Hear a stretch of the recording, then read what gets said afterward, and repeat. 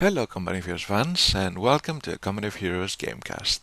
This time featuring a match of the latest GameReplays.org CoH 1v1 Beta Pats tournament. And that was a handful to say.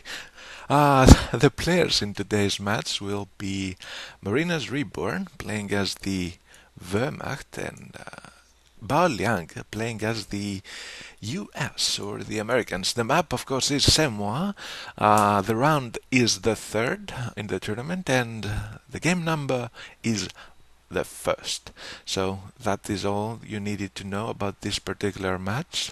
And we are paused at the 5 second mark, and we'll be unpausing in 3, 2, 1. Unpaused. 6, 7, 8, 9, 10. So, as I was saying, Marinez plays, of course, as the Wehrmacht and is located in the north of Semois. Semois that has shed its overcast skies for some clear morning in the land of the brave. And no fancy openings by either player. Marinez building his Wehrmacht quarters, and BaoLiang has already built his barracks. Of course, Marinez a well-known player. I guess we could safely attribute the 4ES opening to him. BaoLiang, on the other hand, I would say a well-versed player as well. Has a lot of games under his belt. Is currently in the vicinity of the 16 upwards rank with all factions in the Company of Heroes leaderboards. So, all in all, I would say we should expect a decent game by these two players. And although the starting building order by Marinez did not seem to be deviating from the normal, his capping order seems to be a little bit off the charts. He has sent his first Pio squad, the one that actually built the Wehrmacht quarters, right to the low fuel point, just straight south of his base. So he wants to prioritize that early fuel, which is not really bad for any Wehrmacht player, given the fact that teching and is of course dependent on it. And Semois, although it does have that safe fuel near your base, it still is not that rich in fuel income as other maps. For example, Angeville, with those plus 16s all around. Those pesky pioneers, after capping the low, medium, and high fuel point all together in one, now proceed to wire off the bridge, which is kind of a standard thing to do, especially when playing as Wehrmacht, because as we all know, wire does indeed help the Wehrmacht forces be more effective in the battlefield. Let's see if the second squad of pioneers is going to wire off the medium munition point to the north. They do not seem to be doing so. They just took cover behind the hedge and avoided those riflemen. And very, very interesting, second unit out of the Wehrmacht quarters for Marinez is a sniper. So we actually have Folks to sniper against two riflemen and probably many more to follow. And that sniper, although he's making his way to the west of the map, taking on some engineers that actually really quickly retreat under the fire of those folks, it's not going to be paying off, at least at the start. Third unit out by Marinez is an MG42. Kind of slow movement by BaoLiang. His riflemen linger near the center of the map, now making their way to the west. But the nearby sniper and the folks will be enough to discourage that single rifleman squad from advancing any further. Now, a second rifleman squad tries to cut off Marinez from his fuel and munition income, but the MG42 that was just out by Marinez will be able to suppress them. I'm not sure if they're going to be able to pin them in time, and that does not seem to be the case. I would say small victory for our American player, cutting off Marinez from his income in the West for some seconds, but that won't be that much of a deal.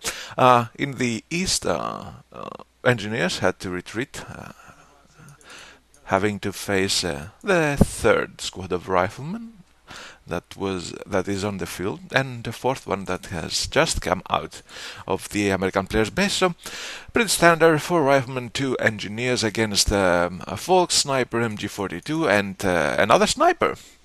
Oddly enough, this build is kind of reminiscent of Cepha's build in a previous tournament that actually favored that snipers, actually, but I am pretty sure in Cepha's build he was using 2 false squads. But do not quote me on that. Fighting still goes on in the battlefield.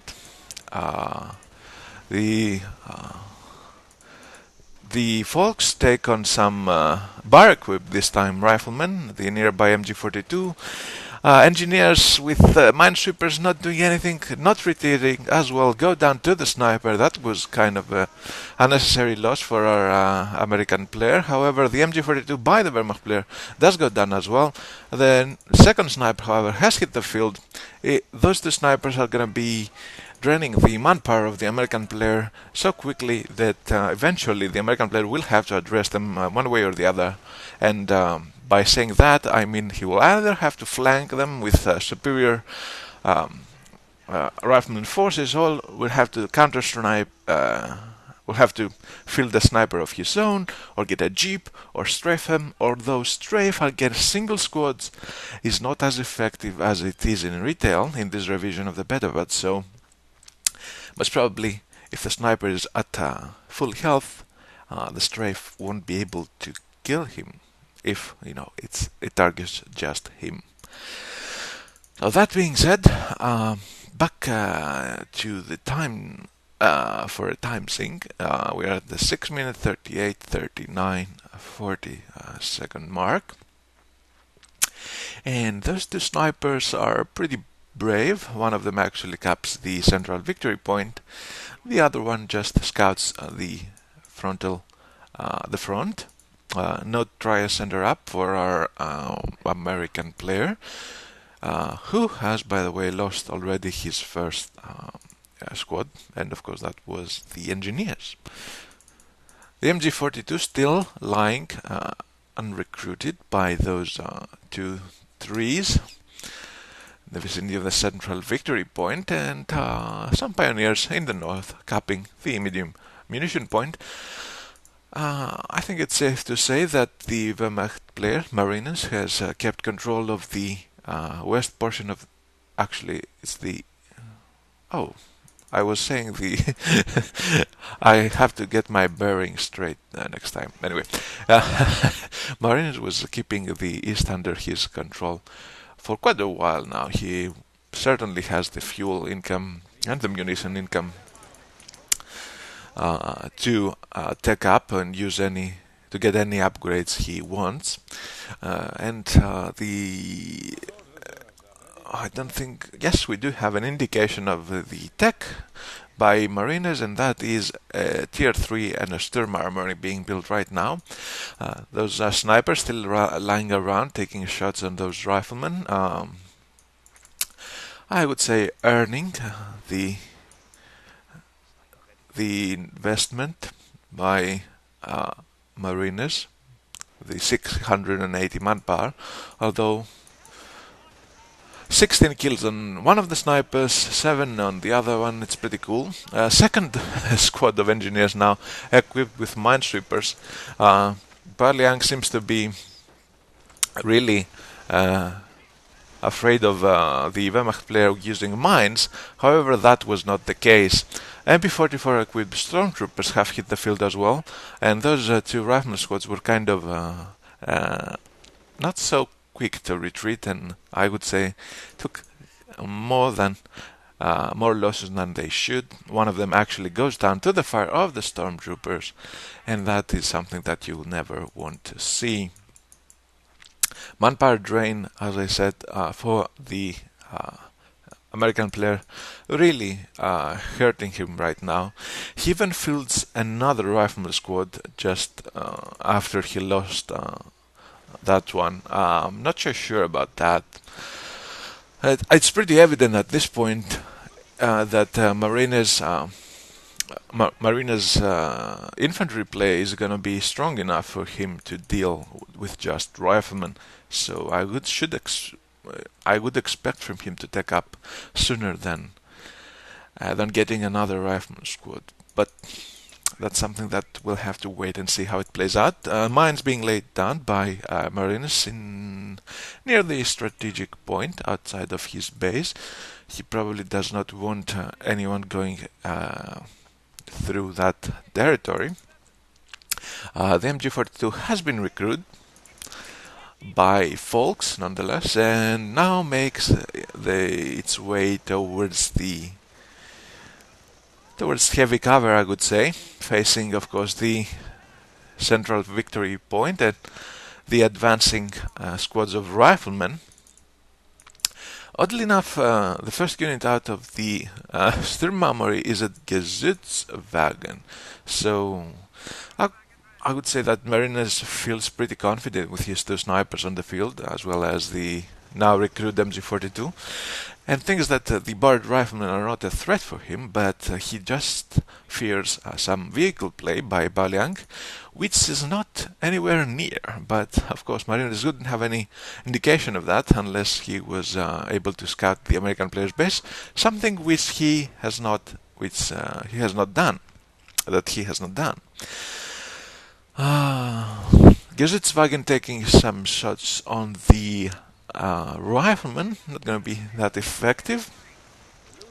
Snipers of course still around now with the extra protection of the mines, probably in case the rifleman advanced, the sniper would just lure them into the mines. Minor harassment by BaoLiang in the north fuel meets the defense of an MG42 as well as some folks with the bar that was dropped by the rifleman squad that died to the stormtroopers. And of course, second unit out of the Sturmarmory is a Puma, or an STKFZ 234 armored car. I remember at some point I knew what STKFZ stood for, but I have forgotten since. It's of course a long German word, and pretty sure any German viewer would probably know that, but I don't remember anymore. So there you go. One more failing by me in my futile attempt to become a prominent shoutcaster. Disregard my last words. They were never spoken. Now, once again, riflemen advancing in the center of the map, taking cover in the church, firing on some capping pioneers that promptly retreat. Puma makes an appearance as well. If I were the American player at this point in the game, I would feel really kind of scared of what was to continue, and still no indication of either a motor pool or a tank depot by the American player, and I don't know where he's going with that. Is he stalling for something? I mean, the only thing that he could be stalling is, I'm not so sure. This stick is on the Gesützwagen, most probably gonna damage its engine, as it did happen. And of course, sniper still around, taking shots on the rifleman, MG42 biking the map. Strafe comes in, kills one sniper, blows the mine, destroys the MG42, kills the crew actually, not the gun. So that was what the American player was waiting for, I guess. A strafe, so the indication of course of his commander is airborne, and I'm not so sure about that choice. with the Puma out, the AT guns, the AT that he can field, of course, is paratroopers and airdropped AT guns. Not sure if they are going to be that effective against the Puma. If you couple that with the fact that the American player has not laid down any mines near his